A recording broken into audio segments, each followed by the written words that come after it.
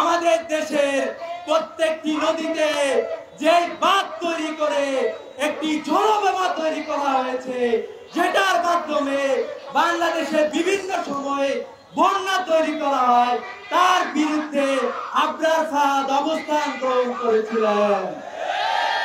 আবরার ফাহাদ আমাদের দেশের আপামর তরুণ এবং সকল নাগরিকদের হয়ে সে তার ভয়েসকে রেজ করেছিল। একটা দেশের শিক্ষার্থী তার দেশের পক্ষে কথা বলবে, এটাই হলো সে দেশের সত্যিকারের নাগরিকদের একটা স্ট্যান্ড। কিন্তু আমরা দেখতে পাই দেশের পক্ষে কথা বলার কারণে আমাদের ভিনদেশী পাঁচটা গোলামেরা আবরার ফাহাদকে রাতভর নির্যাতন করে শহীদ করেছে। আমরা তাদেরকে বলতে চাই যে আপনারা আবরার ফাহাদকে হত্যা করেছিলেন, কিন্তু আবরার ফাহাদের যে চেতনা, সেই চেতনাকে আপনারা হত্যা করতে পারেন না।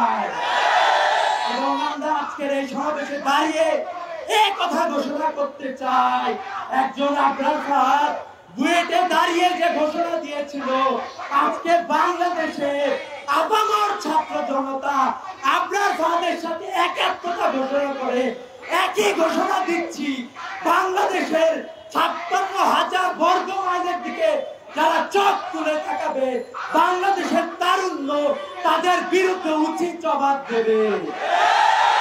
আমরা দেখেছি আমাদের দেশের প্রধানমন্ত্রী তিনি বলেছেন, আমি যতটুকু দিয়েছি অন্যরা এটা দিতে পারবে না। আমাদের দেশের পররাষ্ট্রমন্ত্রী বলেছেন, আমাদের সম্পর্ক স্বামী স্ত্রীর সম্পর্ক। আমরা বলে দিতে চাই, বাংলাদেশে আগামীর বাংলাদেশে আপনারা যারা বাংলাদেশকে বিক্রি করার চিন্তা করছেন, তারা সাবধান হয়ে যান। আপনারা জনগণের কাতারে নেমে আসেন, ছাত্র সমাজের শুনে আপনারা কথা বলেন। অন্যথায় আওয়ামী লীগকে যেভাবে বাংলাদেশের মানুষ প্রত্যাখ্যান করেছে, আপনাদেরকেও সেভাবে প্রত্যাখ্যান করবে। সংগ্রামী ছাত্র সমাজ, আমরা এখনো আমাদের অধিকার ফিরে পাই নাই। বিডিআর বিদ্রোহে আমাদের যে সকল ভাইকে শহীদ করা ছিল, তারা এখনো তাদের বিচার আমরা পাই নাই। সে বিচার আমরা চাই।